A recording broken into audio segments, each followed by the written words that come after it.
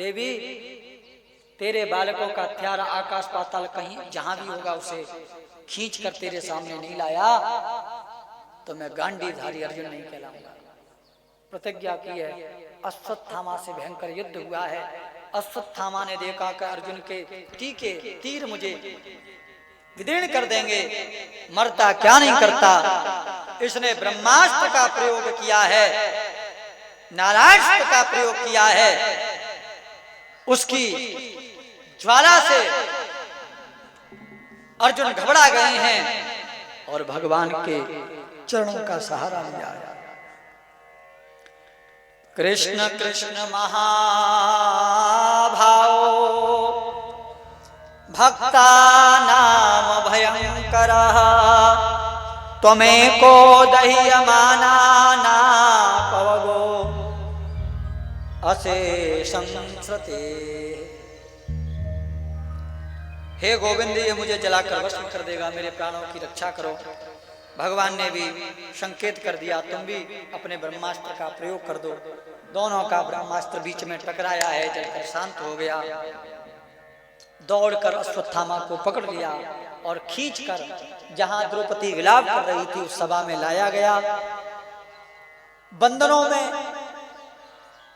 बंधा देखकर सर नीचे करके गुरुपुत्र सामने द्रौपदी के खड़ा है। यह देखकर द्रौपदी जी को दया आ गई और कहा, मुच्चताम ऐसा ब्राह्मणों ने तराम गुरु हो। ब्राह्मण को इस प्रकार से बांध के लाना उचित बात नहीं है। ब्राह्मण जन्म से ही गुरु होता है और ऊपर से ये तो आपके गुरु का पुत्र है।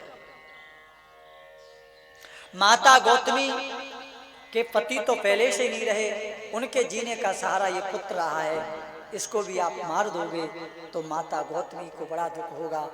और ऐसी नीति कहती है, शास्त्र कहता है कि कोई सती स्त्री विधवा काल में जिस राजा के राज्य में दुखी होकर रोती है, उस राजा के राज्य में भयंकर अकाल पड़ता है।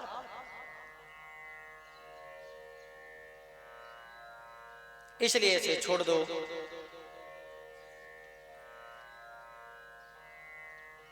भगवान से पूछा, भगवान ने कह दिया मारो भी मत, छोड़ो भी मत। कूटनीति का प्रयोग कर दिया। भाई अपराध किया है तो दंड तो मिलना चाहिए।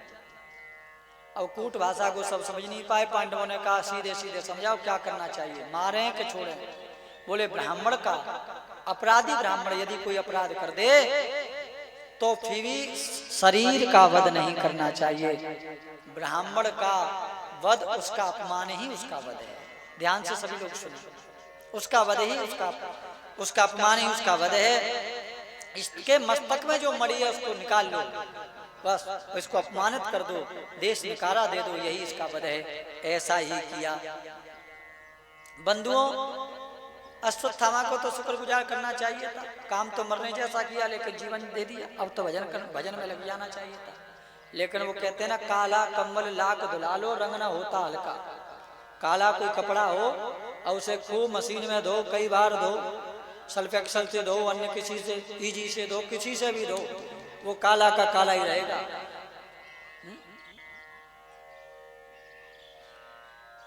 ईर्षा रूपी अग्नि इसके हृदय में प्रज्वलित होने लग गई और इसने कह दिया मैं पांडवों के वंश को निर्वंश कर दूंगा।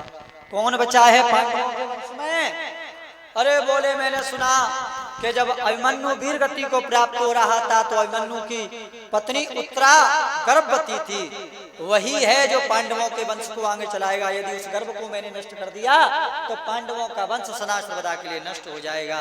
अब क्या था, इसने बिना विचारे उत्तरा के गर्भ को नष्ट करने के लिए प्रयोग कर दिया है। दैविक शक्ति का प्रयोग कर लिया। उत्तरा जो है भगवान की भक्ता थी।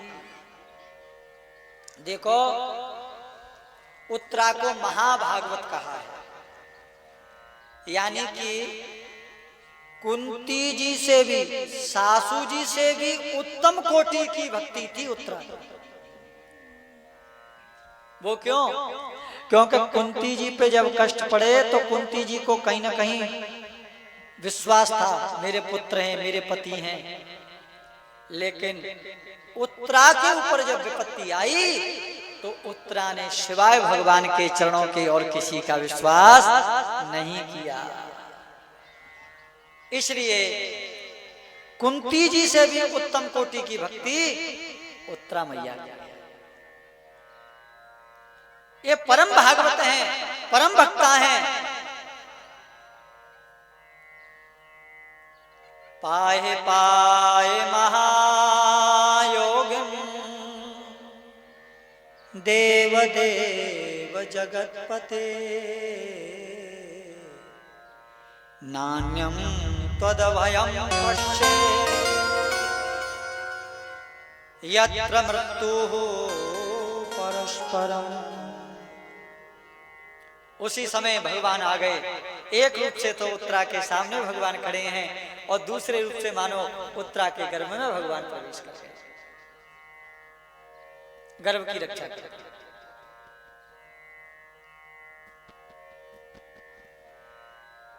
बालक का जन्म हो गया।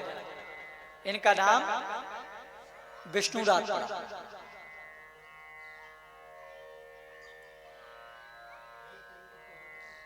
विष्णुरात इसलिए पड़ा क्योंकि ये साक्षात श्री कृष्ण ही हैं। कैसे? आचार्यों का ये भाव है कि उत्तरा के उस वाले गर्भ को तो अश्वत्थामा ने नष्ट कर ही दिया था। वो 9वें महीने का ही बालक था, उसको नष्ट कर दिया था।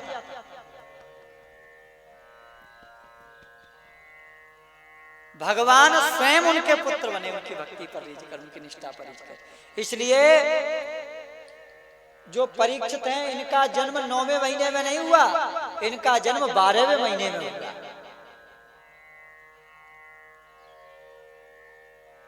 तीन महीने के बाद में भगवान ने जन्म लिया, इसलिए इनका एक नाम विष्णुरात भी है। परीक्षित तो ऐसे पड़ गया, जब इनके जन्म की हास्योल्लास में सब लोग आए तो जैसे द्वारकाधीश भी आए तो द्वारकाधीश ने गोद में लिया तो बड़े प्रसन्न हो गए, बोले यही तो है जो इसने मेरी गर्भ में जाके रक्षा की। परीक्षा कर लिया, पहचान लिया, तो सबने देखा हो पहचान लिया, इसका नाम परीक्षित है। वही परीक्षित हुए। उनका विवाह इरावती से हो गया। जन्मेजय आज 4 पुत्र हुए हैं।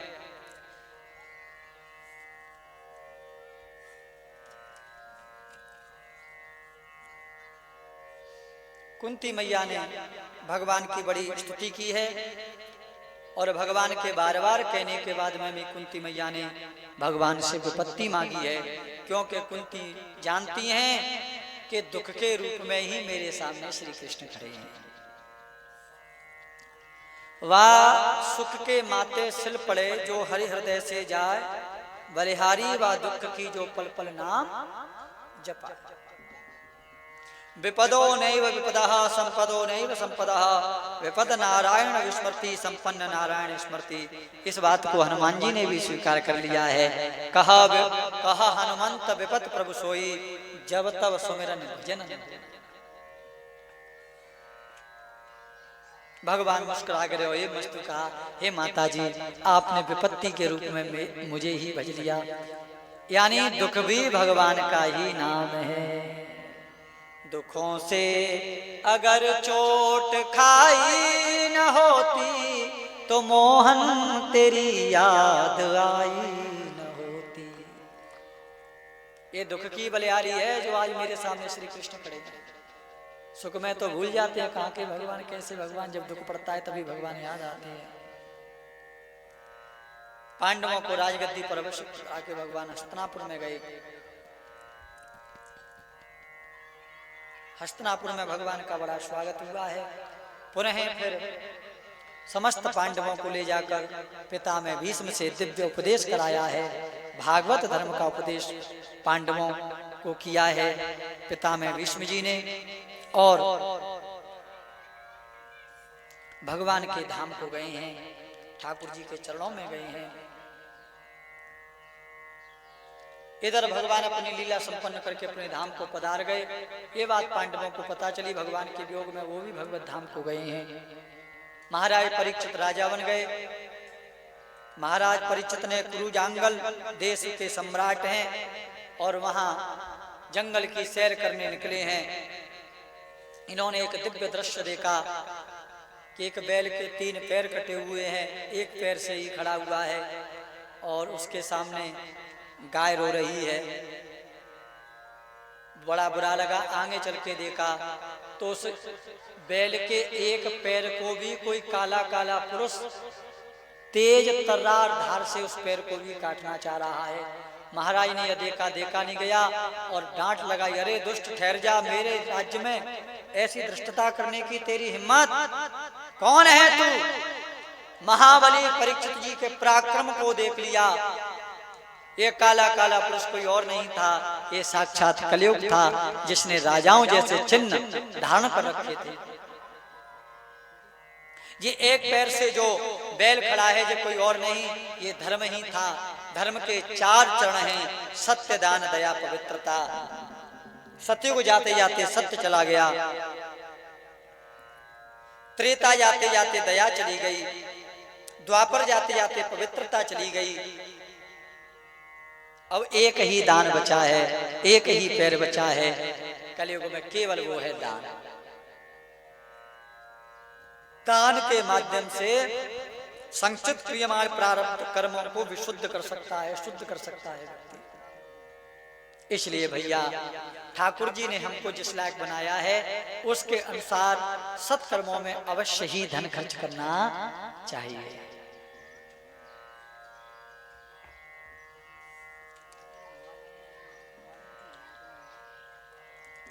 भाग जा मेरे राज्य से, कलयुग से कह दिया। कलयुग चरण में आ गया। बोले प्रभु मैं कहाँ जाऊं, मैं भी तो सर्वत्र संपूर्ण पृथ्वी पर आपका राज्य है, मुझे भी रहने के लिए जगह दें। महाराज परीक्षित ने 5 जगह दे दी। धूतम पानम स्त्रियः सूना यत्रारम चतुर्विधा। जुआ, पानम माने मदिरा, स्त्री माने परस्त्री गमन,